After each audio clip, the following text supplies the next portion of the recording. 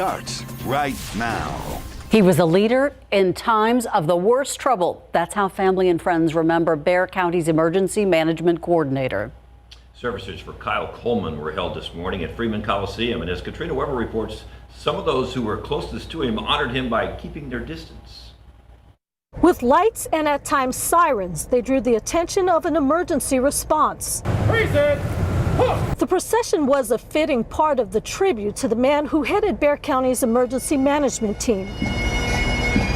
Kyle Coleman died earlier this month at the age of 69. He cast a long shadow, and he was a blessing to all that knew him. And he is certainly missed already. One by one, local leaders who worked closely with him paid tribute. He was one of these public servants that really knew what it meant to be public servant and gave his life in fighting this terrible pandemic. Coleman had been at the forefront of emergency management in Bexar County since 2012.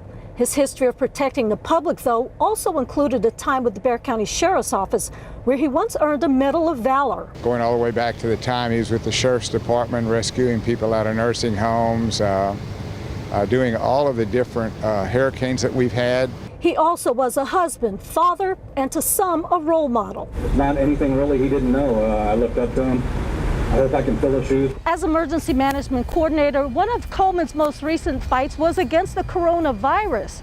To do their part, everyone here practiced social distancing by watching in their cars. Sadly, that battle eventually became personal. Coleman reportedly died from COVID-19. Katrina Weber, KSAT 12 News. An investigation is underway after a man broke into the Holy Rosary Church. The bookkeeper at the church tells us that someone broke a window and got inside the building. There was some vandalism found. San Antonio police were called. When they got there, they tried to get the person who broke in to open the door. Officers had a lot of questions for the man. SAPD came in and they were trying to get him to open the door, but he wouldn't open it. So they broke the door in the back so they could come in. And he just basically said he was here praying. The man inside the church was arrested on outstanding warrants. It's clear if he'll face charges for breaking into the church. The church has seen its share of vandalism recently. Just this month, police were called to investigate after a woman threw a rock and broke one of the windows. Also new this noon, Bexar County grand juries hard at work, handing down nearly 200 felony indictments this week alone. One man charged with 3 indictments, including one for murder. Police say back in March, Joseph William Woolard was trying to get away from officers when he drove into oncoming traffic. He then hit and killed another driver. Meanwhile, in a separate case, Michael Hogan charged with attempted capital murder for a police officer. According to the indictment, police say that he shot at an officer back in April. Bexar County officials reporting the highest number of deaths in a single day. 15 more deaths were confirmed yesterday for a total of 298 from coronavirus. And more than 1,000 new COVID-19 cases were reported. That makes a total of 34,633 since the pandemic began. Right now, there are 12% of staffed hospital beds available in our area. The number of people admitted into the hospital continues to go down. We now have a total of 1,074 people in the hospital. 437 of those are in intensive care. 286 are on ventilators. New at noon, scientists with UT Health making an interesting discovery that could help lay the groundwork for antiviral drugs to fight COVID-19. According to a report published in Nature Communications, researchers discovered that the virus produces a tricky enzyme. That enzyme allows the coronavirus to make changes that cause cells not to recognize it. Scientists say it works as sort of a camouflage for COVID-19. This discovery means that researchers now know more about the structure of the virus, and that will help them develop effective antiviral drugs. Meantime, if you live in Guadalupe County and you need to get tested for COVID-19, a free walk-up testing site is open for people in the area right now. Testing available until 4 o'clock this afternoon or until supplies last at Schertz Clemens High School. The testing site's going to be under the home side bleachers in Lenhoff Stadium. That's on the home side of the stadium. The event is hosted by the Schertz Cibolo Universal City Independent School District. The CDC out with a dire new warning, predicting up to 30,000 more Americans could die from COVID-19 over the next 3 weeks. This as the U.S. tops 4 million coronavirus cases. ABC's Rena Roy explains how many states are seeing COVID-19 spikes. This Tennessee father is begging his fellow Americans to wear masks after the virus killed his wife of 51 years. I miss her so bad every day. It really, when it hits home, it really hurts. You realize what's going on. COVID-19 hitting a Roman Catholic convent in Michigan especially hard.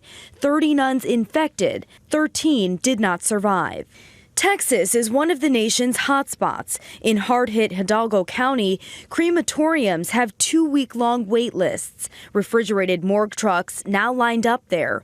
This as hospitalizations are rising in at least 41 states, back up to April levels. At least 50 hospitals in Florida have no ICU beds.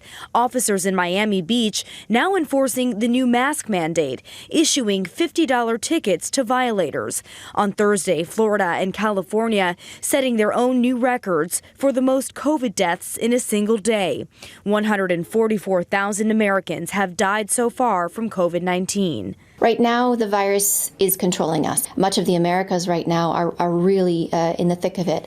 In California, an alarming new study from the LA Times found Filipino Americans account for at least 35% of COVID-19 deaths in the state's Asian population, citing occupational hazards, underlying health issues, and multi-generational households. A lot of us have diabetes, and my family members have pre-existing conditions too, so it's really scary coming home. Health experts also warning young people to be extra cautious. New York State, once the epicenter of the outbreak in the U.S., now seeing the positivity rate among young people increase to more than 13%. And amidst all of this uncertainty, there are some signs of hope. A physician in Florida was in a coma and on life support, battling the virus at the hospital for 3 months. But now he is awake and today going home to his family. Rena Roy, ABC News, New York. More local business owners got a chance to grab up some of that free PPE to help them keep their customers' employees safe amid the pandemic. City leaders were at the YMCA on Walsham Road this morning, one of several giveaways. This one in particular, one for businesses in District 2. City Councilwoman Jada Andrews Sullivan says business owners say they're grateful. We're starting to hear a lot of thank yous, and this is really going to help my business to continue to stay open. And so that's what we're looking forward to, is making sure that our businesses continue to thrive in this economy.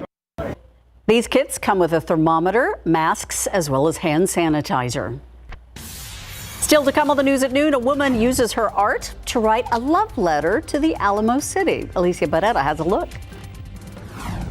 Another big-time sporting event has been canceled this fall. They have put the brakes on the Formula One events. And we're tracking the latest with what's going on with Tropical Storm Hannah. We'll have an update coming up.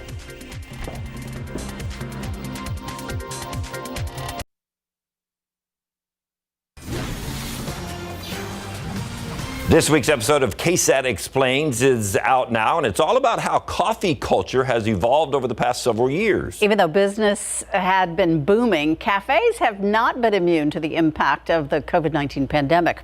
Myra Arthur tells us that those in the business are worried about what the long-term damage might be.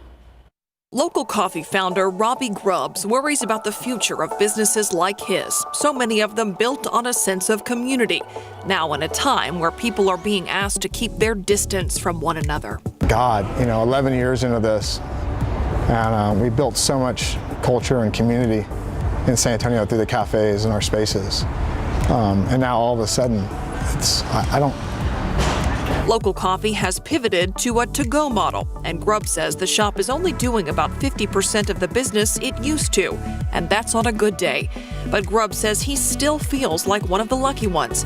His shop is in a prime location at the Pearl, and local was an established, healthy business going into this crisis. A lot of businesses that were new, especially food and beverage, or that were month to month, this is challenging. it's challenging for everybody. The past few months have been rough and uncertain for most, but the owners and operators of both Shotgun House Roasters and Gold Coffee Company say they've been blown away by the support they've received from their customers. For a while in March, Shotgun shifted entirely to an online model, offering free delivery. I was doing 10, 15 deliveries a day. I mean, our community really showed up. Now, both Shotgun locations are back open to customers. People are still coming in. It's not as busy as it was, but people are showing up to support, because I think people are learning now more than ever that it's important to support these local institutions that you've grown to love. Jason Tantaros worried that Gold would lose some of its appeal when it began limiting service to delivery and to go. But he says his customers, too, have been supportive. I don't say it lightly. It was beautiful. It was amazing to see people excited to support you. And I think that really at the end of the day, they were just excited to have something also to go do. And he believes his coffee has helped customers keep some sense of normalcy during this pandemic. And it meant a lot that they were able to get this small little thing once a week, twice a week, whatever. They could get out of their house and come and be greeted by someone with a mask and get a cup of coffee.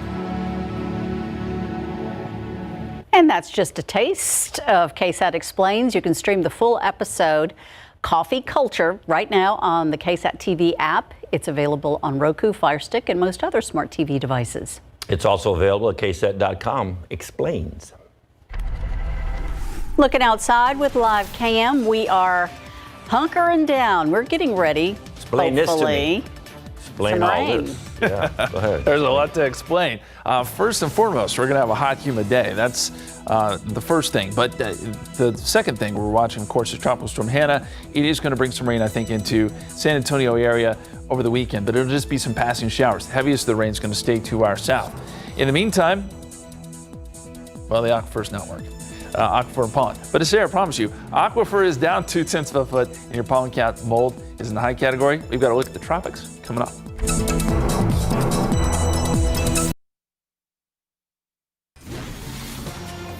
After living in San Antonio for 20 years, an artist wanted to design a piece of art that embodies her love and appreciation for the city that she says has given her and her family so much. Martha Martinez Flores, owner and creative director of MM Creative, is selling what she calls a love letter to San Antonio in order to raise funds for students negatively impacted by COVID-19. Alicia Barrera has her story.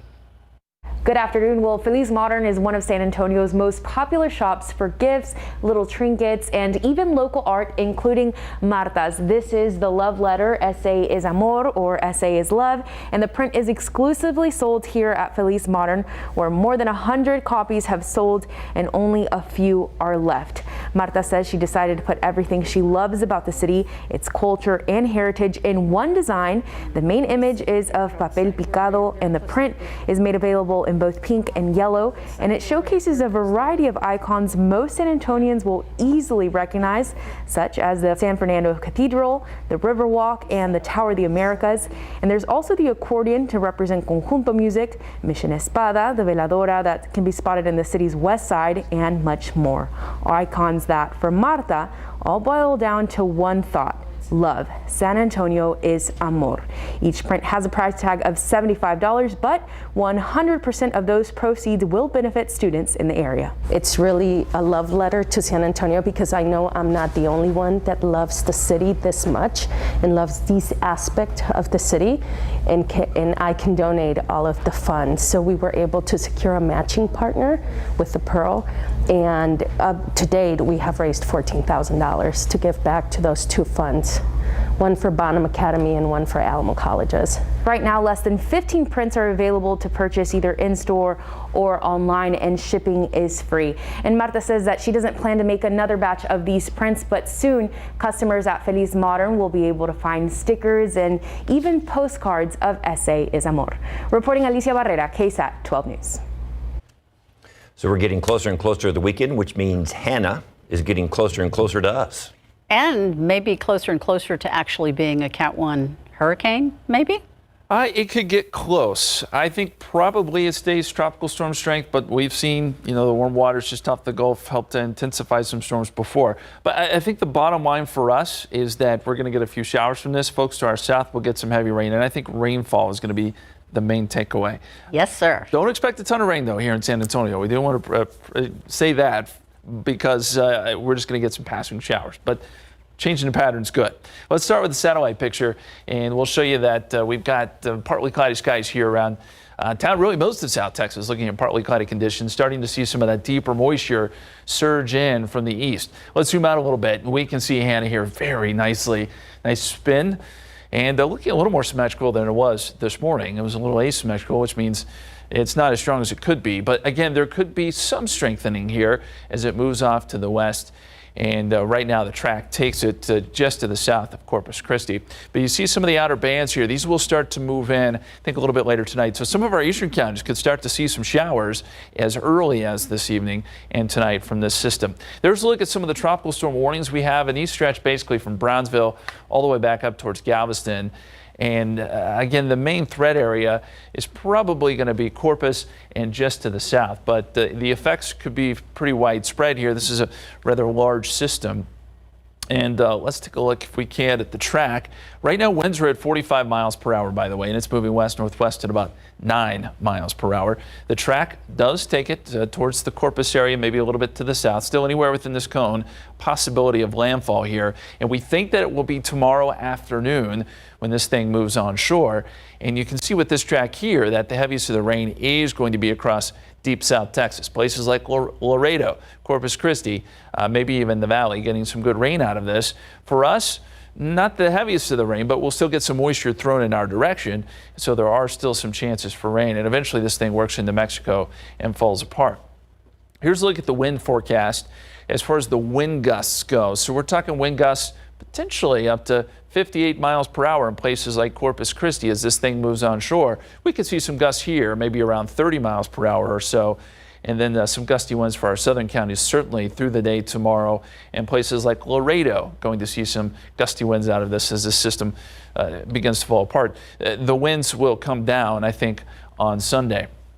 Here's a look at the computer model, and this is around 5 o'clock today. We start to see some of those showers moving in. These are going to be some good downpours. And then as we get into tomorrow, here comes the system, and we start to see some of that moisture swing around. Again, it doesn't show a whole lot here around San Antonio, but a few showers possible from time to time, and then some of the heavier rain down to the south. And then as we get into Sunday, same story. You'll get some of these passing quick downpours, but they could put down some pretty good rain. We'll certainly get more cloud cover, and that will help with temperatures, but I think it'll be a sort of off and on Saturday through Sunday, and then lower rain chances as we get into early next week. As far as rainfall goes, the big numbers are going to be down there across deep South Texas in the valley, where you see some of these blue colors. That represents 1 to 2 inches, and that even may be on the high side, just looking at the latest models. As far as conditions right now, partly cloudy, 92 degrees at the airport. We're warming up quickly today. Dew point is at 69. Feels like 97 right now with all that humidity out there. We're already starting to see a northeasterly wind. 92 Boulevardy, 96 in New Braunfels, so you can pretty much guarantee we're going to be above 100 there today. 97 Castroville, some big numbers already. And then you factor in the humidity, and it feels warmer than that. 101 in Pleasanton, 102 New Braunfels, 102 in Gonzales. But this will be sort of our last day of that big time heat. We'll get some cooler numbers coming up. 100 degrees the high temperature in San Antonio today, but it will feel like 104. And look for a 20% chance of rain, mainly east of town this evening. We'll go 90 tomorrow, 60% chance of rain, 60% chance on Sunday. Temperatures in the 80s on Sunday.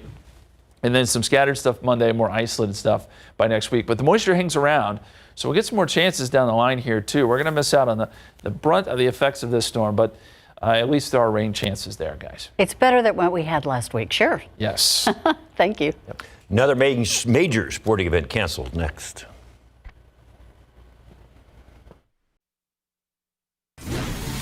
We have some more bad news when it comes to major sporting events. The Formula One Grand Prix of the United States, set to run outside of Austin, the Circuit of the Americas in October, has been canceled because of the coronavirus pandemic. The CEO of the track told us how disappointed he was for the entire Formula One community. This comes after a sold-out race in 2019. They already had an increase in advance ticket sale deposits for this season. Races in Brazil, Canada, and Mexico have also been canceled. Some races in Europe will still be taking place, though. Epstein told us that he is hoping next year will be the greatest year ever.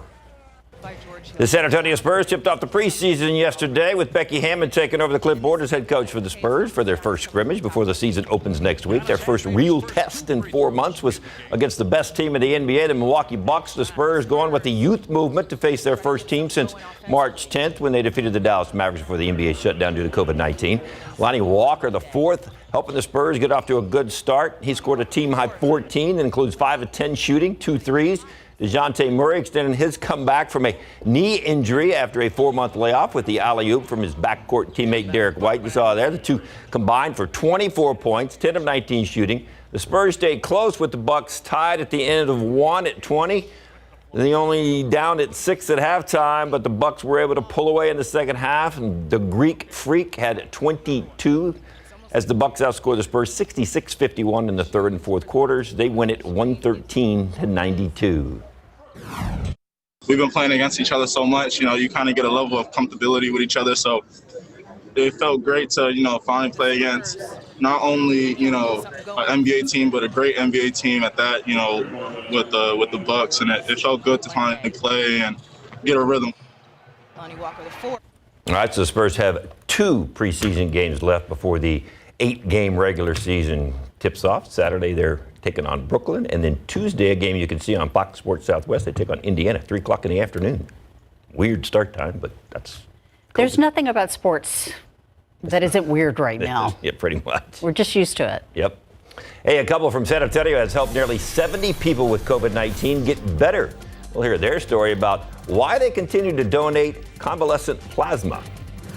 And shocking new video from the inside of an Iranian passenger plane when a U.S. fighter jet flew too close for comfort.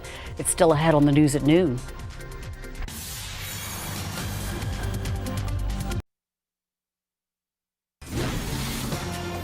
U.S. Representative John Lewis is going to be honored for the next 6 days before being laid to rest. His family says the tributes will start tomorrow in Alabama at Troy University. His body will lie in repose in Selma before a procession. It'll then lie in the Alabama State Capitol. The following day, a motorcade will bring Lewis's body through Washington, D.C., and there he will lie at the Capitol. The events end in Georgia again. He'll be buried at Southview Cemetery on Thursday. Lewis passed away at 80 years old from pancreatic cancer.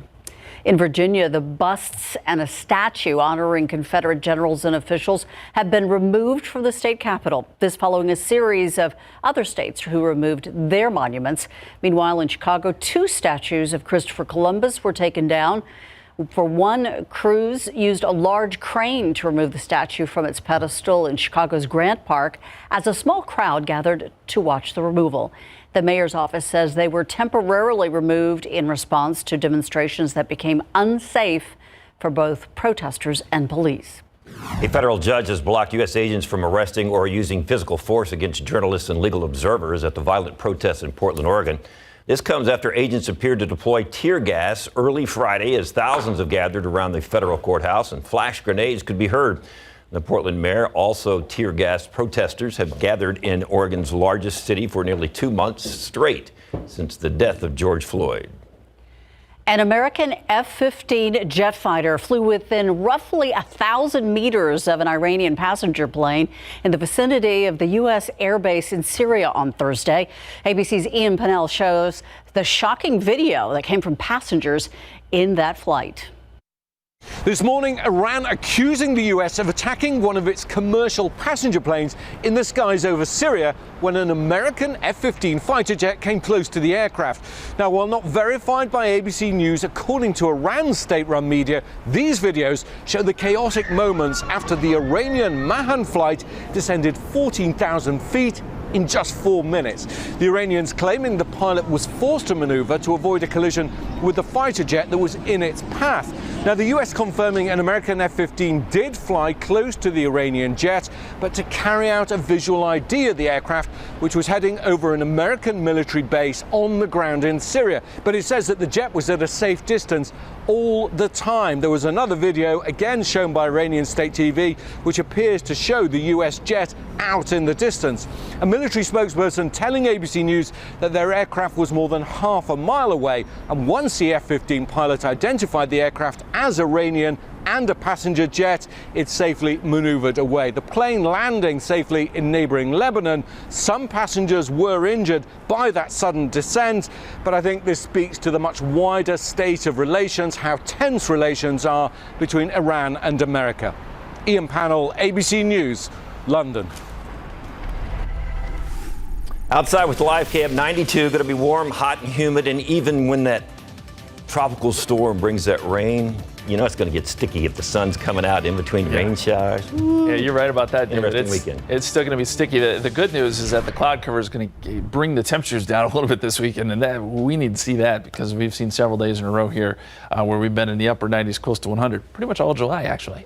Let's take a look at what Hannah's doing out here in the Gulf of Mexico. Looking a little bit better defined at this hour, and we're going to get an update, by the way, at 1 o'clock, so we'll have a sort of a better idea of where Hannah is moving. But right now, it looks like we've almost got a due west movement here, and that sort of jives with the Hurricane Center's thinking, moving to just to the south of Corpus. For our purposes here in San Antonio, we got to watch these bands here that eventually may work their way in tomorrow. So it's going to be on the north side of the storm where we see some of that activity move in our direction, but we're not going to see a direct impact here from Tropical Storm Hannah. I want to pass along the pollen count because we didn't get it in earlier. Molds in the high category, 1,870. Ragweed showing up today for the first time, but it's in the low category. Here's the next 3 days, and here's what we're thinking. With that system moving to our south, about a 60% chance of rain tomorrow. Off and on showers. The sun will be out too. It's not going to be raining all weekend by any stretch of the imagination, but some more downpours possible on Sunday. That'll keep temperatures down, 89. And then 90 on Monday with a 40% chance of rain. So some of that tropical moisture hangs around. We're going to have another look at Tropical Storm Hannah and talk about where the heaviest of the rain may fall. That's coming up here in just a few minutes. Guys. Thank you, Justin. As the coronavirus worsens here in Bexar County, there is a dire need for convalescent plasma donations. That need leading Brian and Dina Murphy to donate several times. They say nearly 70 people have been affected by their donations alone and will give that plasma for as long as they are allowed to. You barely feel the needle even going in. It's so small. And the thing is, you know, it's just rewarding to know that you've helped other people. And we all need to do that, and especially in these times. Convalescent plasma is one of the things that has saved thousands of lives from COVID-19. If you're interested in donating, we have more information on how to do it on our website at KSAT.com. A new study suggesting proper safety measures can help protect newborns from the coronavirus. According to a study published by the Lancet Child and Adult and Adolescent Health magazine, researchers looked at 120 babies who were exposed to COVID-19. Those babies were kept in enclosed cribs in the hospital, 6 feet apart from their mothers, unless they were breastfeeding. Mothers also wore surgical masks and followed proper hand and breast washing procedures for breastfeeding. Researchers say none of the mothers transmitted the virus to their newborns. Still ahead on the news at noon, we're going to take a look at some Friday freebies and where you can get deals around the city. New requirements for passengers of Southwest Airlines and American Airlines. What you need to know if you are traveling with either one of those airlines anytime soon. That's coming up in your consumer news.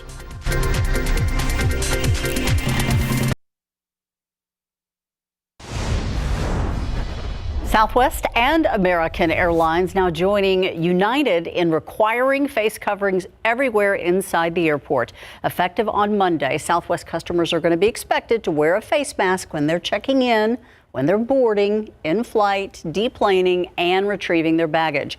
American Airlines is implementing a similar policy effective on Wednesday. Both airlines say if a customer is unable to wear a mask for any reason, they will not be able to board a plane while the policy is in place. Facebook has created a way to broadcast live to Facebook from their Messenger Rooms feature. Facebook says the concept will work well for people who want to do things like host book clubs, teach fitness classes, or get a large group of friends together. People can go live with up to 50 people, including those who don't have a Facebook account. Facebook says live broadcasts doubled in June 2020 compared to the previous year. They say probably because of social distancing and the pandemic. Today is National Drive-Through Day, and it's also National Tequila Day. And we've got a cheap way for you to celebrate both. Here's some of the deals and steals you can take advantage of today. Military veterans and their families can get free admission to SeaWorld San Antonio throughout the summer. The theme park says veterans and retirees can redeem free tickets for themselves and up to 3 guests through November 11th. Veterans can also receive a 50% discount for 4 additional guests. To redeem the offers, go to wavesofhonor.com. We've got a link on our website, KSAT.com. It is National Drive-Through Day, and right now with the Wendy's app, you can get a free maple bacon chicken croissant with any mobile purchase. Just download Wendy's new rewards app and tap rewards and offers. The deal expires on the 27th and is only available during breakfast hours. It's also National Tequila Day, so why not celebrate with possibly the cheapest tequila in town? Today, Taco Cabana is offering a deal. You can get any frozen margarita and soft taco for just $3 at participating locations. But if you'd rather get behind the bar yourself, whip up your own cocktail, owner and bartender Anu Pena of the Squeeze Box here in San Antonio will be on Instagram Live to show you how to make Twang's Ranch Water recipe. Tune in on Yelp, San Antonio's Instagram page at 5 p.m. today. Might need some of all that this weekend while you're sitting in the house watching it rain. Yeah, won't that be nice though? I mean, I've already got my live streaming menu ready to go for the weekend. Yeah, well, listen, even if it's just a little cloudy, we get a few showers here and there, it's going to be so much nicer than what we've been dealing with. 92 so far today. Okay, so we're going to be up near 100 again. July has just been a terribly hot month. So this is the change we needed. We're going to get some help from the tropics here. Averages are 95 and 75. We're going to be above average in both regards. Records are 104 and 65. I don't think we'll get to the record of 104, but we certainly could get into the triple digits today. We're going to talk more about Hannah, where she's headed, and what it means for our forecast. Coming up.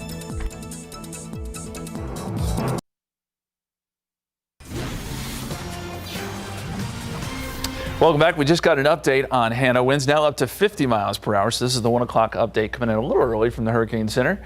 It does look a little more organized, although still a lot of the cloud cover and thunderstorm activity appears to be off to the south and east of the center. So it's a little asymmetrical, which tells you it's not as strong as it could be. But this system is still going to create some pretty strong winds and some gusty winds. And it probably will strengthen a little bit more before it eventually makes landfall. We think tomorrow afternoon, somewhere just to the south of Corpus, but you can see there are already some bands trying to affect the Texas coast even at this hour.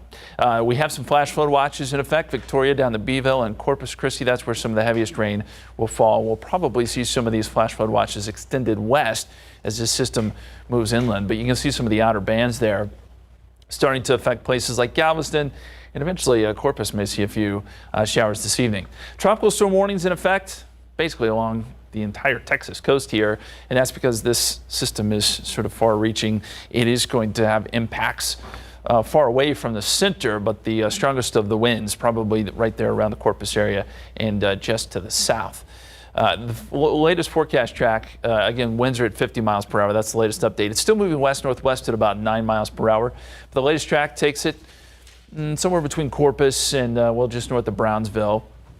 And then that would be 7 p.m. tomorrow, winds at 60 miles per hour, and then eventually moving towards Laredo and then out into Mexico as it starts to fade away. But still a lot of tropical moisture with it, so we'll still see some rain chances, some beneficial rain from this going forward. Here's a look at the computer model. This is at 5 o'clock today. Starts to show some showers and storms moving in across our eastern counties, and then we'll go forward in time here to tomorrow morning. And as this starts to make landfall, it's going to throw some moisture hopefully in our direction. So we should see a few passing showers, a few passing downpours. It's not going to be raining all day, as we've been saying. It's not going to be raining all weekend. And in fact, we probably will see sun too off and on, but just a few downpours coming through, and these downpours could put down some pretty good rain. That'll be the case Sunday too, as this moves farther to the west. We'll still get some of those bands wrapping around and perhaps coming through San Antonio, but North of town, the numbers really drop off, the rainfall numbers, and as you go south, they really pick up. So there will be a gradient there as to how much rain we see around here. And even Sunday evening, still showing some isolated to scattered showers and storms there. Here's a look at the rainfall potential through Sunday evening. Where you see some of these red colors, we're talking 3, 5, 6, 7 inches in some cases. That's south of Corpus, down into the valley. But up here around San Antonio, 1 to 2 inches, and that may even be a little bit generous. We'll keep our fingers crossed, though. We do need the rain. And then, of course, it falls off even more as you get up into the hill country, those rainfall numbers. Right now, partly cloudy skies, 92 degrees. Dew point is at 69. Heat index is up to 97. It is warm. It is humid. North-northeasterly winds right now at about 13 miles per hour. We're up to 95 at Port SA, 95 Helotes, 96 Rio Medina. We're going to see a lot of triple digits on the map today, so we've got another very hot day on the way. 96 Kennedy, 93 Cotulla. This is what it feels like when you factor in the humidity. Already feels like it's above 100 in Pleasanton this hour, and we think that the temperatures will make it up to 100 here in town, with a heat index potentially up to 104 in San Antonio. 20% chance of rain in the forecast, but that's mainly for those east of I-35 and along the coast today. But rain chances do pop up tomorrow. 60% chance both Saturday and Sunday. Mostly cloudy skies. 40% chance on Monday, and we'll see some lingering rain chances Tuesday, Wednesday, and Thursday. And by the way, there's more systems out in the tropics. We're also tracking Gonzalo, which is down in the Atlantic, and also Douglas out in the Pacific, which is on a path to impact Hawaii, guys. All right. Thank you, Justin. Yep. The only person to win Nobel Prizes in 2 separate sciences is the focus of a new movie, a preview of Amazon's Radioactive after the break, as well as a look at what else is streaming online right now.